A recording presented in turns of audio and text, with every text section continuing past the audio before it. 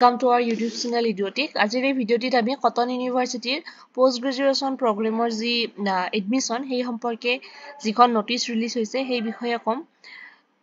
আমাৰ যেতিয়া কটন ইউনিভাৰ্চিটিৰ আমি অফিচিয়েল ৱেবছাইটত আহিম তাৰপিছত তাৰ এডমিশ্যন ক্লিক কৰাৰ পিছত আমি এনেকুৱা ইণ্টাৰফেচ পাম। তাতে আমি সকলো ধৰণৰ এডমিশ্যনৰ নটিফিকেশ্যন পাম আৰু পোষ্ট গ্ৰেজুৱেশ্যনৰ এইখন নটিফিকেশ্যনত ক্লিক কৰিলে আপোনাৰ 21 মেত যিখন ৰিলিজ হৈছে সেইখনত তেওঁলোকে দিছে যে online application are invited eligible কেণ্ডিডেটৰ পৰা তেওঁলোকে অনলাইন এপ্লিকেশ্যনবিলাক ইনভাইট কৰিছে।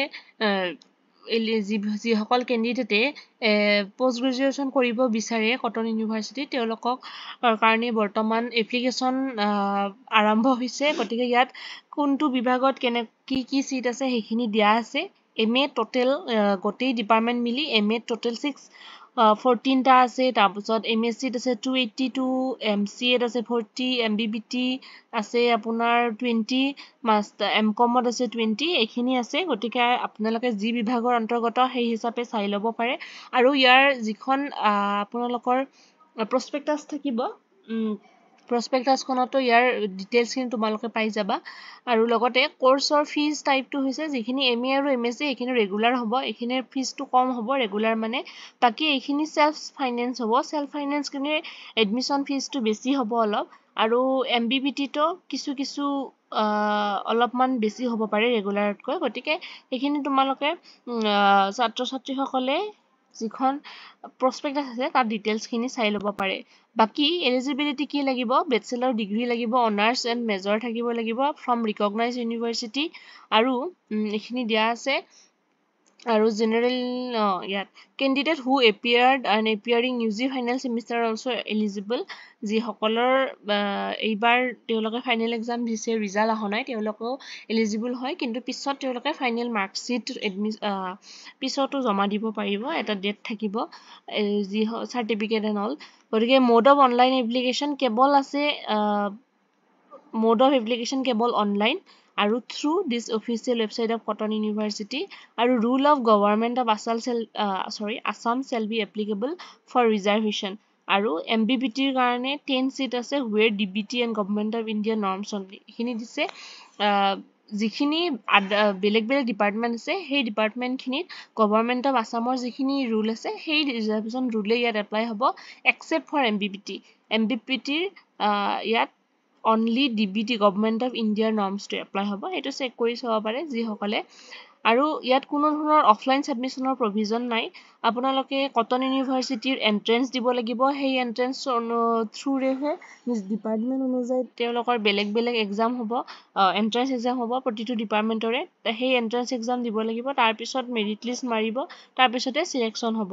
গতিকে ইয়াৰ কাৰণে ফৰ্ম ফিল আপ কৰিব লাগিব 1200ৰে। তাৰপিছত তেওঁলোকে এণ্ট্ৰেঞ্চ টেষ্টৰ ডেট দিব। তাৰপিছত gap in study. Candidates have more than 3 years gap in study from the qualifying exam will be not eligible. গতিকে তেওঁলোকৰ যদি 3 বছৰতকৈ বেছি গেপ থাকে তেতিয়া তেওঁলোকে সেই কৰিব নোৱাৰে।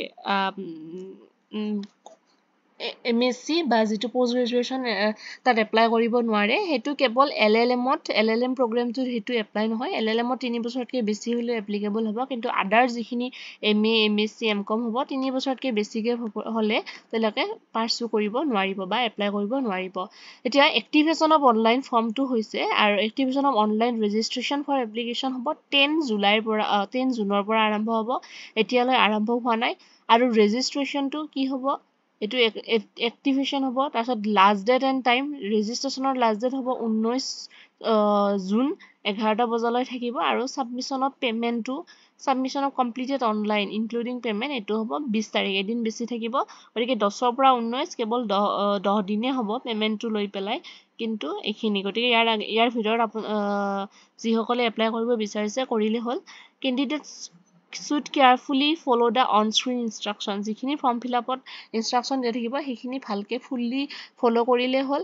তাৰপিছত কটন ইউনিভাৰ্চিটিৰ এক্সেপ্ট ফৰ MA বড়ো যিটো লেংগুৱেজ ষ্টাৰ আছে ডিপাৰ্টমেণ্ট, MLISC, LLM আৰু MCOMৰ বাদে কটন ইউনিভাৰ্চিটিত যিসকল ষ্টুডেণ্টে পঢ়িছে গ্ৰেজুৱেশ্যন তেওঁলোকৰ কাৰণে সকলো ডিপাৰ্টমেণ্টতে চিট 50% ৰিজাৰ্ভ থাকিব। আৰু আদাৰ চিটখিনি কটন গ্ৰেজুৱেটৰ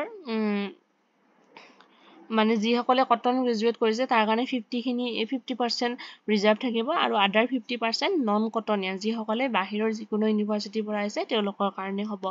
তাৰপিছত ইয়াত আছে গ্ৰেজুৱেটিং ফৰ যিটো cotton university major subject S তেওঁলোকে 50% ছিটটো থাকিব সেইটোৱে কৈছে আৰু তেওঁলোকৰ যিটো CGPA আছে গ্ৰেজুৱেশ্যনৰ সেই CGPAৰ ওপৰত বেছ কৰি তেওঁলোকে কি কৰিব লাগিব তেওঁলোকৰ মেৰিট লিষ্ট এক্সট্ৰাকৈ মাৰিব তেওঁলোকে কোনো ধৰণৰ এক্সামত বহিব নালাগে ডাইৰেক্টলি কটন ইউনিভাৰ্চিটিত পঢ়াসকলে যিসকলে গ্ৰেজুৱেট কৰিছে কটন গ্ৰেজুৱেট তেওঁলোকে নিজৰ গ্ৰেজুৱেশ্যনৰ মাৰ্কৰ CGPAৰ ওপৰত ভিত্তি কৰি তেওঁলোকৰ মেৰিট লিষ্ট মাৰিব যদিহে এটা ডিপাৰ্টমেণ্টত 20টা ছিট থাকে 10টা ছিট কটন গ্ৰেজুৱেটৰ কাৰণে ৰিজাৰ্ভ আৰু বাকী 10টা নন কটনৰ কাৰণে গতিকে এই personal interview in addition to the CGPA score is required to the cotton graduate for MA in Mass Communication Journalism only MA in Mass Communication and Journalism তেওঁলোকে CGPA ৰ উপৰিও এটা ইণ্টাৰভিউ ল'ব বাকী ছাবজেক্টত কিন্তু নলয় আৰু এডমিশ্যন আণ্ডাৰ অপেন কেটেগৰী তাতো কটন গ্ৰেজুৱেট সকলে এপ্লাই কৰিব পাৰিব সেইটো যিকোনো হেৰিহৰ পৰাই পাৰিব ইউনিভাৰ্চিটি কলেজৰ পৰা পাৰিব গতিকে তেওঁলোকৰ যিটো কটন ইউনিভাৰ্চিটি এণ্ট্ৰেন্স টেষ্ট হ'ব তাৰ মাৰ্কৰ ওপৰত বেছ কৰিয়ে সেই মেৰিট লিষ্টটো অপেন কেটেগৰীৰ কাৰণে মেৰিট লিষ্টটো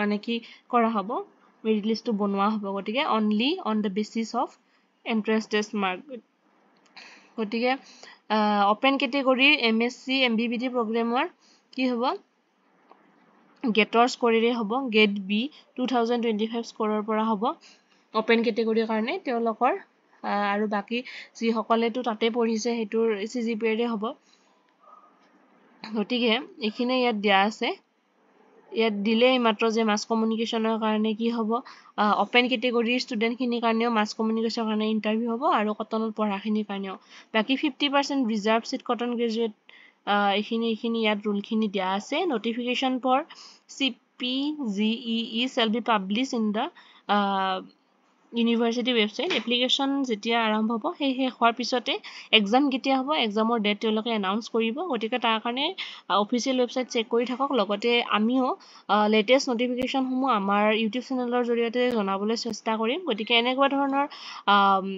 educational information post graduation admission PhD admission এনেকুৱা ধৰণৰ লেটেষ্ট ইনফৰমেশ্যনৰ কাৰণে আপোনালোকে আমাৰ চেনেল ইডিঅ'টিক ছাবস্ক্ৰাইব কৰক লগতে আপোনালোকৰ বন্ধু বান্ধৱীৰ সৈতে শ্বেয়াৰ কৰক আৰু কিবা কুৱেৰি থাকিলে আপোনালোকে কমেণ্ট কৰিব পাৰে থেংক ইউ ফৰ ৱাটছিং দিছ ভিডিঅ' টিল এণ্ড আৰু এনি ডাউট আপোনালোকে কমেণ্ট কৰিব পাৰে থেংক ইউ ছ' মাছ